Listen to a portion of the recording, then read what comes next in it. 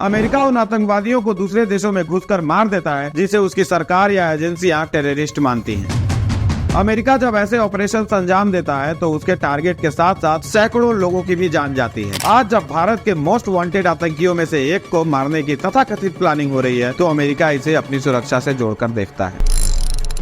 भारत के विकास यादव ने हमारे देश के दुश्मन को एलिमिनेट करने की योजना बनाई। वह योजना विफल हो गई। तो क्या एक भारतीय होने के नाते हमें इसका अफसोस नहीं होना चाहिए या खुशी होनी चाहिए कि हमारा दुश्मन बच गया? अरे मूर्खों, तुम भाजपा या मोदी का नहीं अपने देश का मजाक उड़ा रहे हो, वह तो सोचो। राष्ट्रवादी सरकार जो अपनी विदेश नीति का ढिंढोरा पीटती रहती है, वह पन्नू का अमेरिका से प्रत्यार्पण क्यों नहीं करवा पा रहे? भारतीय होने के नाते हमें इस पर अफसोस होना चाहिए।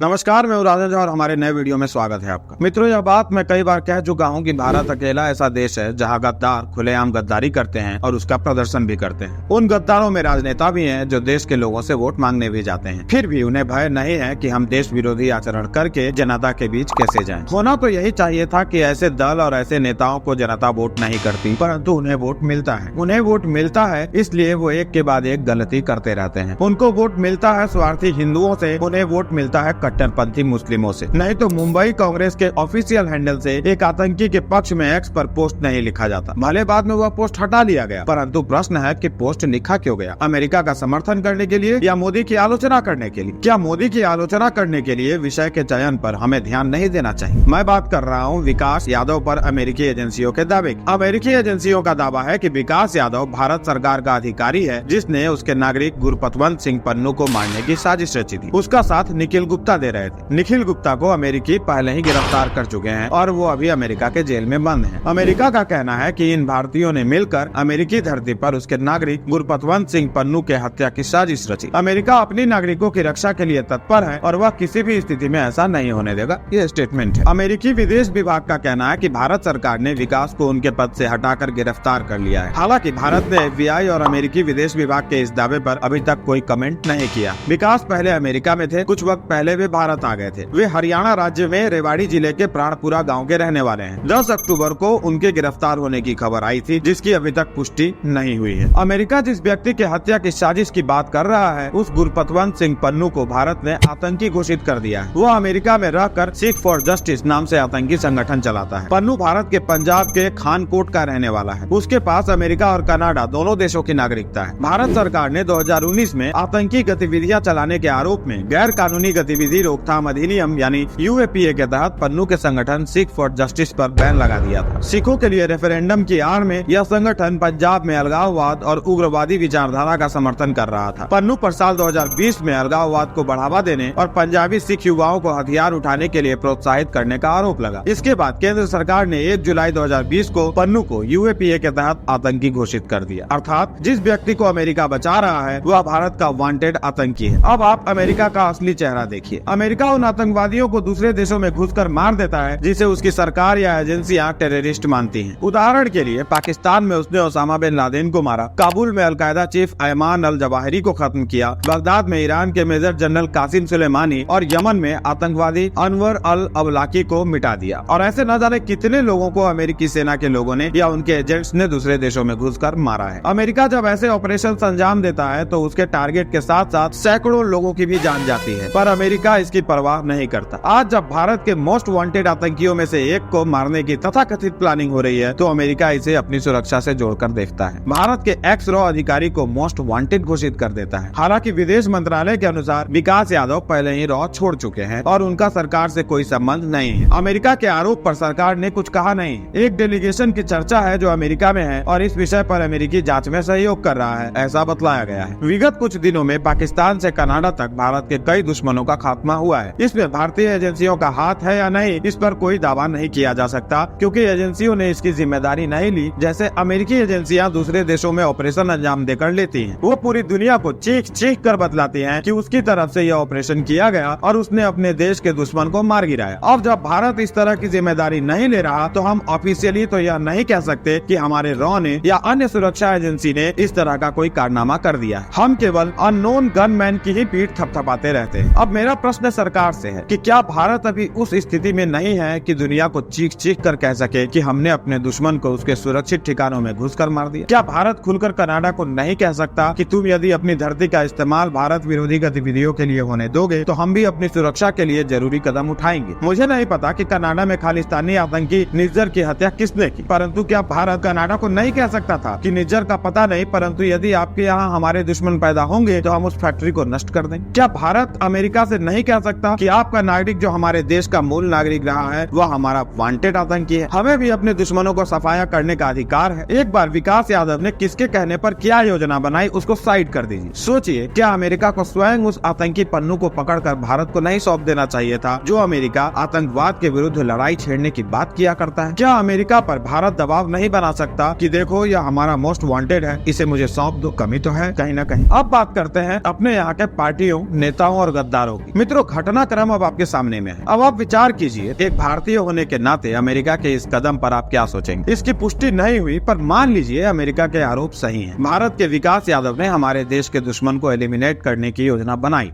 ठीक? तो क्या उन्होंने गलत किया? वह योजना विफल हो गई। तो क्या एक भारतीय होने के नाते हमें इसका अफसोस नहीं होना चाहिए या खुशी होनी चाहिए कि हमारा दुश्मन बच गया? वह दुश्मन जो कभी बम से हवाई जहाज को उड़ाने की धमकी देता है, कभी पंजाब को देश से अलग करने की, और हवाई बात नहीं कर रहा। यह सुनिए। We are asking the Sikh Panth do not fly Air India। 19 ਨਵੰਬਰ ਤੋਂ ਗਲੋਬਲ ਬਲੌਕੇਡ ਤੇ 에ਅਰ ਇੰਡੀਆ ਦੁਨੀਆ ਦੇ ਵਿੱਚ ਚੱਲਣ ਨਹੀਂ ਦਿੱਤੀ ਜਾਏਗੀ। ਸਿੱਖ ਪੰਥ ਵਾਲਿਓ, 19 ਨਵੰਬਰ ਤੋਂ ਬਾਅਦ 에ਅਰ ਇੰਡੀਆ 'ਚ ਸਫ਼ਰ ਨਹੀਂ ਕਰਨਾ, ਜਾਨ ਨੂੰ ਖਤਰਾ ਹੋ ਸਕਦਾ ਹੈ। ਔਰ ਸਾਡਾ ਇਹ ਸੁਨੇਹਾ ਹੈ ਭਾਰਤ ਨੂੰ, ਇੰਦਰਾ ਗਾਂਧੀ ਇੰਟਰਨੈਸ਼ਨਲ 에ਅਰਪੋਰਟ 19 ਨਵੰਬਰ ਨੂੰ ਬੰਦ ਰਹੇਗਾ। ਇਹ 19 ਨਵੰਬਰ ਉਹੀ ਹੈ ਜਿੱਦਣ ਵਰਲਡ ਟੈਰਰ ਕੱਪ ਦਾ ਫਾਈਨਲ ਵੀ ਹੈ। ਦੁਨੀਆ ਦੇ ਵਿੱਚ ਦੱਸ ਦਿੱਤਾ ਜਾਏਗਾ ਕਿ ਭਾਰਤ ਨੇ ਹਿੰਦੁਸਤਾਨ ਦੇ ਸਿੱਖਾਂ ਦੀ ਨਸਲਕੁਸ਼ੀ ਕੀਤੀ ਸੀ ਤੇ ਇਹ 에ਅਰਪੋਰਟ ਦਾ ਨਾਂ ਸ਼ਹੀਦ ਬੇਅੰਤ ਸਿੰਘ, ਸ਼ਹੀਦ ਸਤਵੰਤ ਸਿੰਘ ਖਾਲਿਸਤਾਨ 에ਅਰਪੋਰਟ ਹੋਏਗਾ ਜਦੋਂ ਪੰਜਾਬ ਆਜ਼ਾਦ ਕਰਵਾਇਆ ਜਾਏਗਾ। ਆਜ਼ਾਦੀ ਦੀਆਂ ਜੰਗਾਂ ਜਨੂਨ ਨਾਲ ਜਿੱਤੀਆਂ ਜਾਂਦੀਆਂ ਤੇ ਆਜ਼ਾਦੀ ਦੀ ਜੰਗ, ਪੰਜਾਬ ਨੂੰ ਆਜ਼ਾਦ ਕਰਾਉਣ ਦੀ ਜੰਗ ਖਾਲਿਸਤਾਨ ਰੈਫਰੈਂਡਮ ਦੇ ਰਾਹੀਂ ਚੱਲ ਚੁੱਕੀ ਹੈ। ਭਾਰਤੀ ਹਕੂਮਤ ਦੇ ਟੈਂਕ ਤੇ ਤੋਪ ਇਸ ਆਜ਼ਾਦੀ ਦੀ ਜੰਗ ਨੂੰ ਰੋਕ ਨਹੀਂ ਸਕਦੇ ਕਿਉਂਕਿ ਗੁਰੂ ਸਾਹਿਬ ਨੇ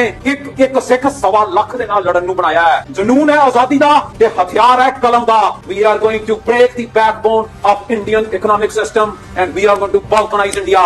19 नवंबर ਤੋਂ ਸਿੱਖ ਪੰਥ ਆਇਓ, 에ਅਰ ਇੰਡੀਆ ਵਿੱਚ ਸਫ਼ਰ नहीं करना, जान ਨੂੰ खतरा हो सकता है। अब इसको खत्म करने की योजना न बनाई जाए तो क्या किया जाए, आप बतलाइए। और योजना विफल हो तो अफसोस हो कि ना। अमेरिका ने निखिल गुप्ता को इसलिए पकड़ लिया है क्योंकि वे देश के दुश्मन को खत्म करने की योजना बना रहे थे। अमेरिका ने विकास यादव को इसलिए वांटेड बना दिया क्योंकि वो आतंकी पन्नू को खत्म करने की योजना बना रहे थे। यदि इस बात को सच मान भी लिया जाए तो एक भारतीय होने के नाते हमें इस पर अफसोस होना चाहिए क्योंकि अमेरिकी कानून के अनुसार इन दोनों को 10 से 20 साल तक की कैद की सजा हो सकती है। भारत क्या कर रहा है, भारत को क्या करना चाहिए? मुझे लगता है हमारे अधिकारी इसे बेहतर समझते होंगे और वे इससे अच्छी तरह से निपटेंगे। पर एक विशाल देश के स्वाभिमानी नागरिक होने के नाते मैंने कहा कि हमें भी अमेरिका की तरह अपने दुश्मनों को ठिकाने लगाने का अधिकार होना चाहिए और इसे लेकर पूरे देश को एक हो जाना चाहिए। सभी को मिलकर अमेरिका से मांग करनी चाहिए कि पन्नू को हमें सौंप। बल्कि विपक्ष के लोगों को भी सरकार पर दबाव डालना चाहिए था कि राष्ट्रवादी सरकार जो अपनी विदेश नीति का ढिंढोरा पीटती रहती है वह पन्नू का अमेरिका से प्रत्यार्पण क्यों नहीं करवा पा रहे? मित्रों, इस पर तो लोकसभा और राज्यों के विधानसभा चुनाव लड़े जाने चाहिए थे कि कांग्रेस की सरकार होती तो वो पन्नू को अमेरिका से उठा लाते। पर हो क्या रहा, हमारे देश का विपक्ष अमेरिकी लोगों की तरह भारत सरकार का मजाक उड़ाने में लगा। अरे मूर्खों, तुम भाजपा या मोदी का नहीं अपने देश का मजाक उड़ा रहे हो, वह तो सोचो। परंतु इतना ही सोचने वाले होते तो यह दुर्दशा ही क्यों हो? मित्रों, इस विषय पर कांग्रेसियों का रुख देश विरोधी। मुंबई कांग्रेस के ऑफिशियल हैंडल से लेकर कई नेताओं के सोशल मीडिया पोस्ट की भाषा नरेंद्र मोदी की नहीं देश की आलोचना कर रही है। हालांकि ट्रोलिंग के बाद मुंबई कांग्रेस के ऑफिशियल हैंडल से यह पोस्ट हटा लिया गया। पर सवाल यह है कि बात बात पर ब्यूटी कैमरा एक्टिवेट कर वीडियो बनाने वाली सुप्रिया श्रीने